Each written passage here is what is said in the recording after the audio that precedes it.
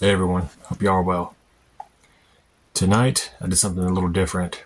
I passed through the gate of Leo and I focused upon the Book of Octaves that is mentioned in the Nocturnicon by Konstantinos. It's an interesting dream grimoire that he came across in his experiments with the Dark Sphere. And he said that he came up with the name Book of Octaves while he was writing lyrics to a song at one point. And that term, Book of Octaves, came to him one night when he cast a dark sphere, and he ended up astral traveling to it was like a brown, orangish room, and in the middle was a book that had 8 metallic pages, and he knew that it was the Book of Octaves.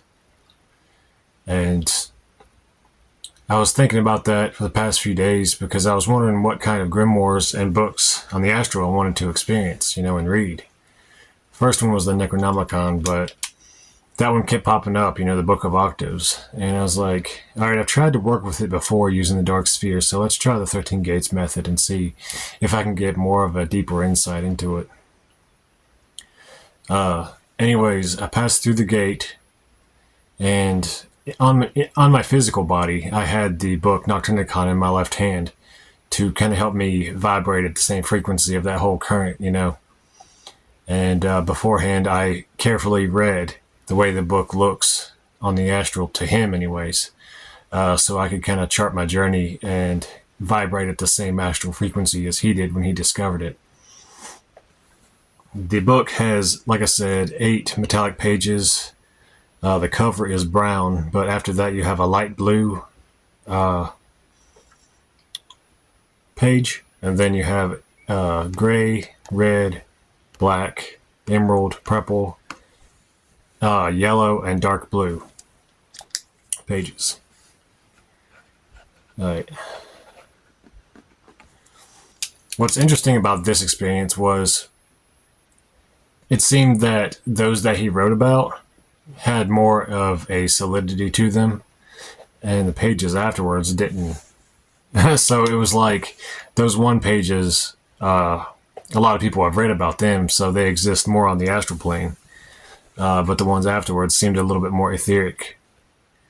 But with the light blue page, when I opened the book and I vibrated it, I saw an ocean type scenery, waves crashing against the shore, and I saw, I guess you would say, like almost like a purple jellyfish flowing in the oceans.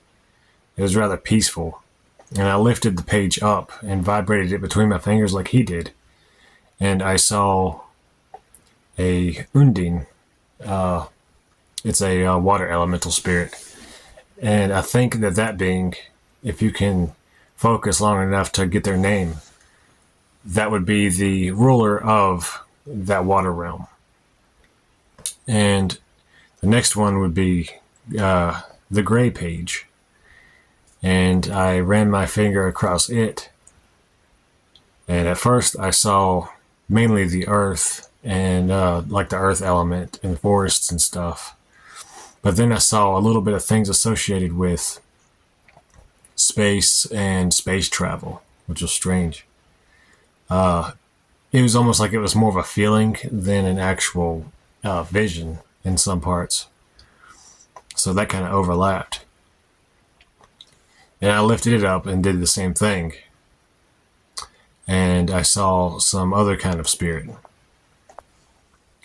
The next page was red, and this is where it got kind of interesting. The red page, when I ran my finger across it, it was like there was this, when you light a wick or a something like that, a fuse, and it slowly burns and you see little embers being left behind? It was like it did that and went in a spiral towards the middle. And after it got to the middle, it was like the room around me turned to ash. And it was like everything turned to ashes. And it was crazy. It was like the book was still there, but at the same time it wasn't. And the red page, it was like there was a hole burnt through it. So I turned that page to the black page, and I ran my finger across it, and I saw all across the universe where different people were doing rituals using different, paradigms, different circle casting methods. You know how it creates a sacred space between time and space, and it's just like its own unique area when you cast a circle of any kind. I saw those, and I saw people sending out their wills into the universe, and that was really fascinating. Seeing how many people are putting their will out into the world, into the universe, and beings from other dimensions, other planets doing the same thing. Next page was Emerald, and I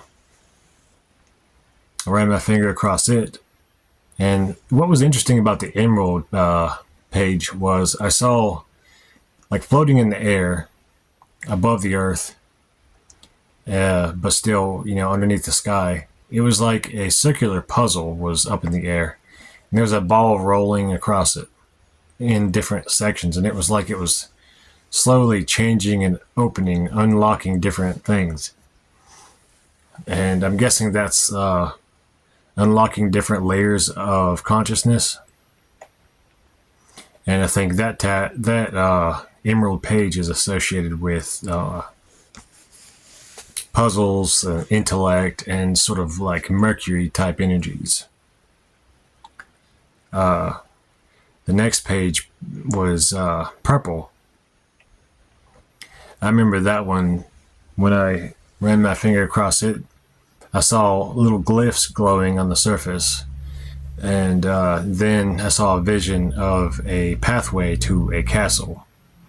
It was like one of those really old-timey castles and stuff, but it was really vibrant, and it was really otherworldly because it had like really, really bright colors to it. And there's a castle in the distance, and I walked into the castle. It's almost like the feeling that you get from one of those medieval games. You got potions, wizards, everything else everywhere. And I saw a vial. It was like a little circular vial. It had a purple potion in it. And I drank that.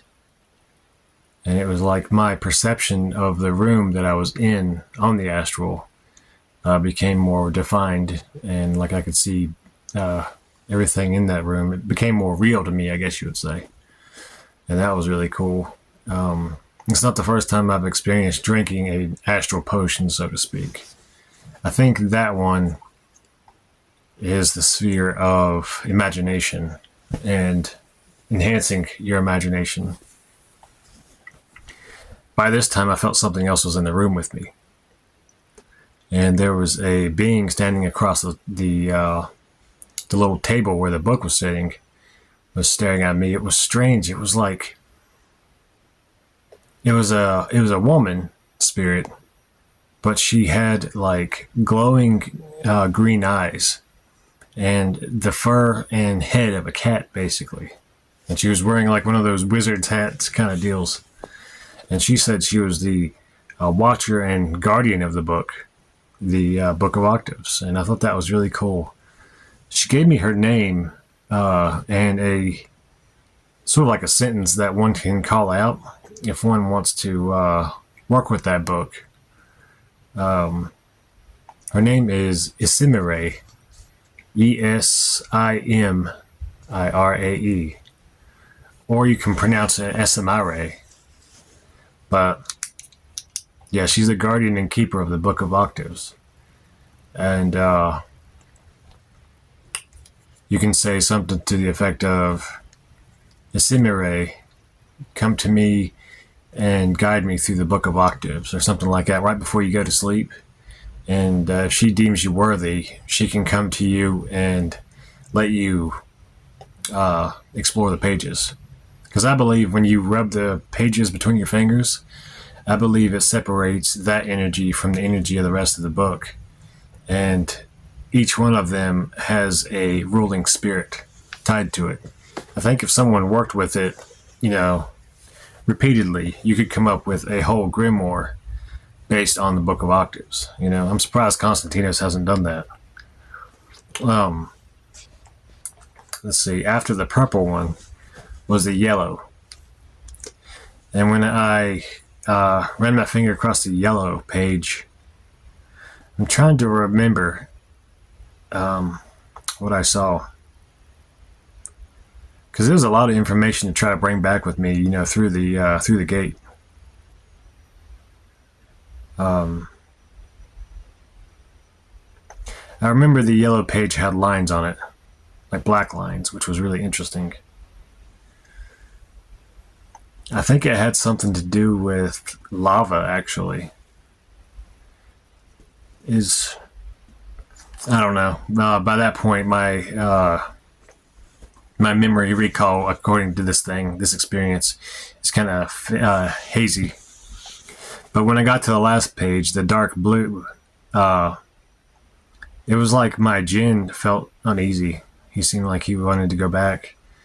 But when I vibrated it, it was like universal magic, or magic that's only associated with the cosmos and changing things on a cosmic level, like a cosmic understanding. So maybe that's why Konstantinos talked about he was hoping that people would work with the book to do what it needs to do. But I think the use of this book, if a lot of people actually focused on it, it would cause a shift in the collective unconscious. So people would connect with these things on a higher level, and a deeper level, because if you look at the way the world is now, spirituality is mostly dead in a lot of ways.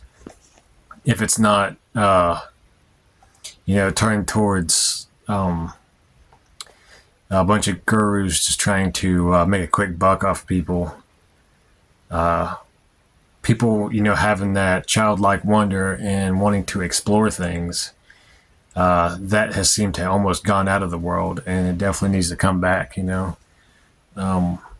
explore different things, different dimensions, always look to learn new things, you know what I mean?